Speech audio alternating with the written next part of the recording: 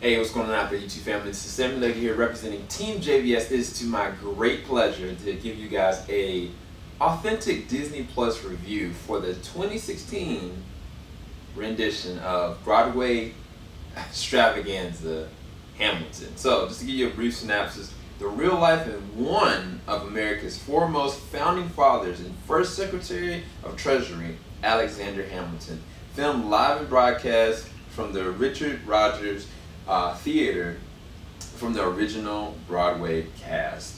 So, what did I think about it? I thought it was phenomenal on so many different levels. But the thing that I can say off rip, if you have somebody that, you know, kind of is vague about anything post 1776, going from the Revolutionary War, going from everything that preceded what happened with George Washington, and in between what happened with the Declaration of Independence, and anything after that, the Constitution, this would be something that is a great avenue. Because one of the things I can say that's so amazing about what Lin-Manuel Miranda did with this one is the script.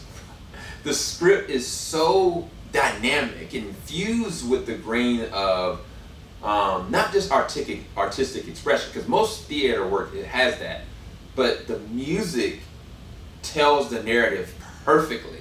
And I'm going to get on the cast in just a second, but one of the things I can say is that there's not one character that I don't remember their names.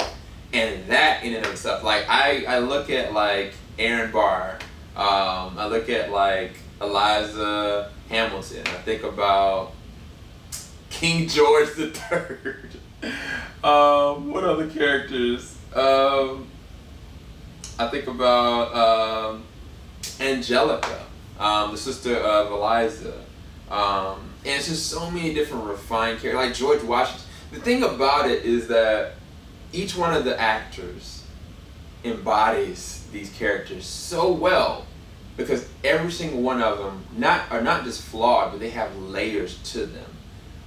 Take like a character that's played by Philippa So, who's the role of Eliza Hamilton. Eliza is fundamentally an amazing soul, right? And yet she's got so many different refined layers to her. From the beginning, when you first see her, you're like, should I root for the other sisters or should I root for her? She seems like a such sweet soul, but then when you see the life that she goes through, and just in connection with Alexander Hamilton, and then by the end of it, you're looking at her like you are one of the strongest souls that I could have ever met. Like honestly, by the end, you know, just taking off of her character alone, I was gone in tears. I really was. And then you could go on the other side of that spectrum. You could go to Leslie Odom Jr.'s Aaron Burr, because with his character, you're kind of like, okay, he's literally on the same exact path as Alexander Hamilton. They are literally like on the same wavelength. Matter of fact, when you first get introduced to them, you know, they're friends, you know, and from the path that they go on, they just go in like every single turn. Like Alexander is keeping here, but Burr is going here, and eventually like one or the other is straying away from each other, and to the point that it's not a friendship anymore. It's worse than that. It's like a honest, like, I don't want to give a comparison because I don't want to spoil anything, because I want you to make sure you go to Disney Plus and you go and watch this, because it is amazing.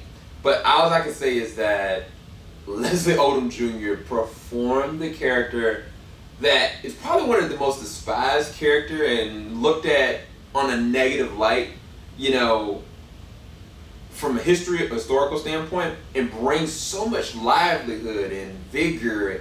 And it's not just a performance-driven performance. It is amazing, but there's layers to this thing. You know what I'm saying? And then, of course, you got the man of the hour with Lin-Manuel playing the role of Alexander Hamilton. The thing about it is that he is an amazing, brilliant, you know, individual, you know, that accomplished so many different feats in the amount of time of his life.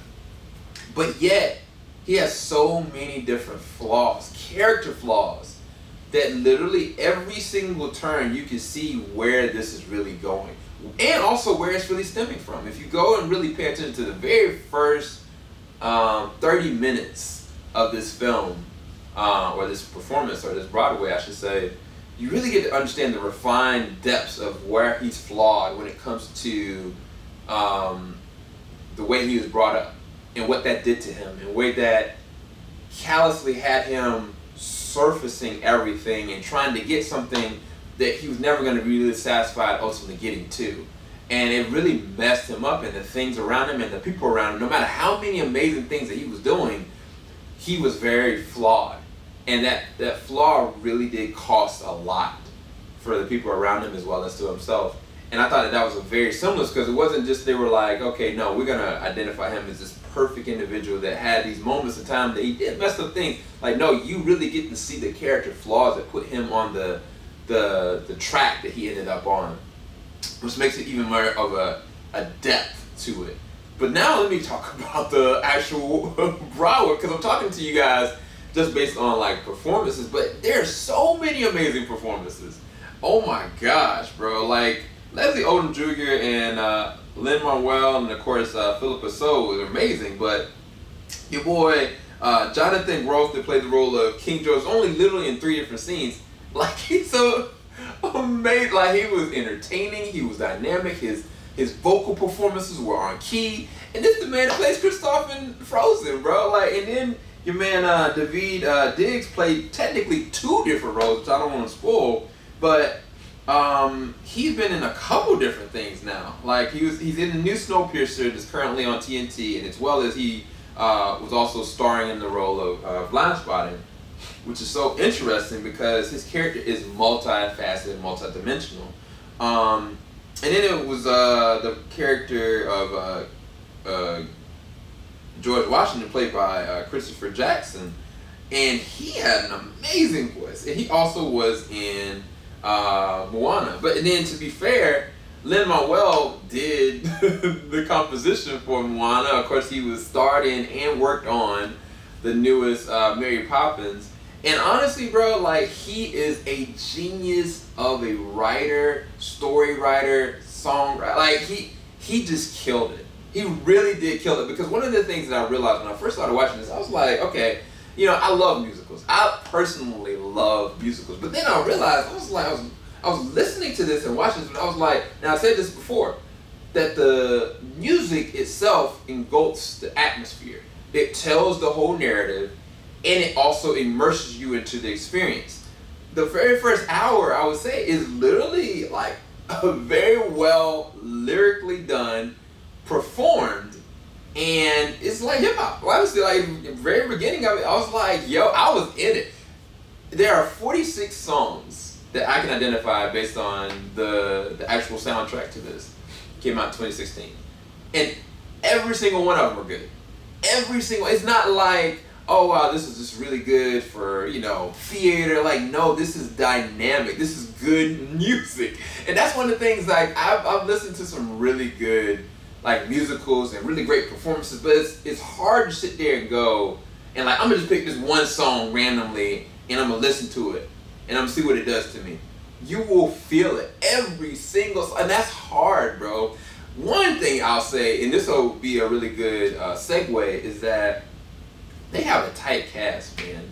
Their cast performed beautifully.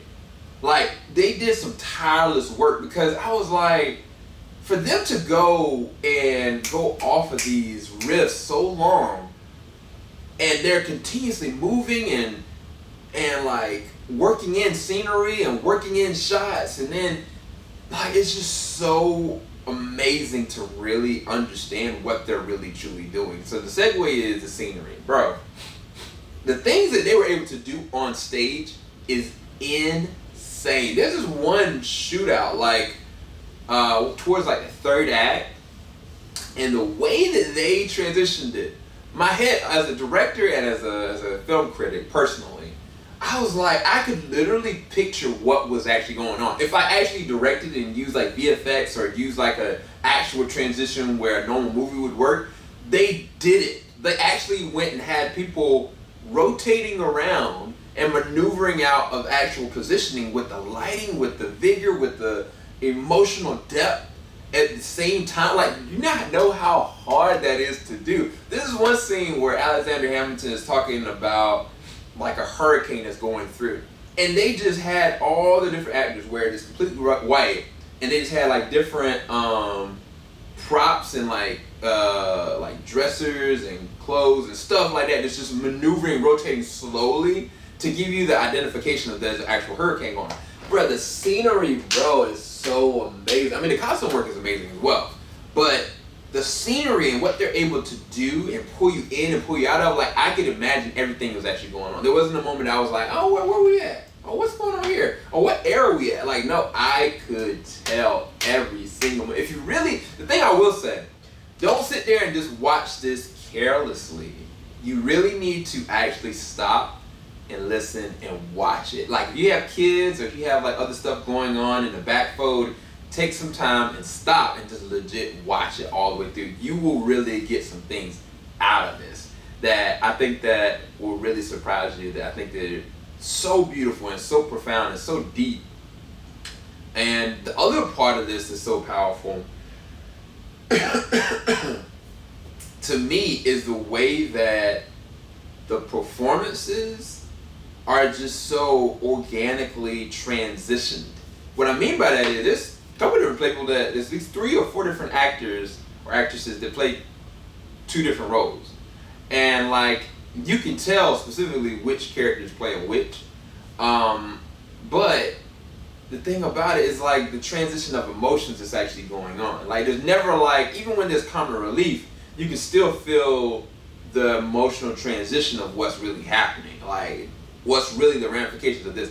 Every single situation where like something happens, you're like, oh man, I know where this happened from history. Or maybe you're just kind of questioning like, yo, what happened? And you go sit there and read it up and you're like, this is historically accurate. That's why I'm saying that the actual transitions of the way that the cast are really taking hold of the ownership of this historic script is amazing. They own it. That's why I'm saying that initially, and I kind of painted this interesting picture for you guys as far as the way that they're actually acted it, they embodied these characters so well that I remember these actors from these actual performances. The other thing about this was, I mean, there was definitely some standouts, man. Like Renee Elsie Goldsberry, that played the role of Angelica Schuyler. I was like, this is the same chick from Alter Carbon. You know what I'm saying? Like, and I mean, I talked about other people, but the thing is, like, Leslie Odom Jr., like, he had other stuff before this. Like, in 2012, he had the early 2000s, the beginnings of 2010s. Like, he had other stuff before he went on to this. And, bruh, like, one thing I will say personally, this makes me want to go and see all their works. Every single one of them. I was like, bruh, like, you guys are amazing. There was one riff that Renee did as Alexandria towards the middle. I forget the name of the song. If I can look it up real quick, I'm going to find it. Let's see, what was the name of the song that she did? Because she killed that song, bro. I can't find it. I can't think of it. But there was one song that she did, and like, it was in connection with her sister.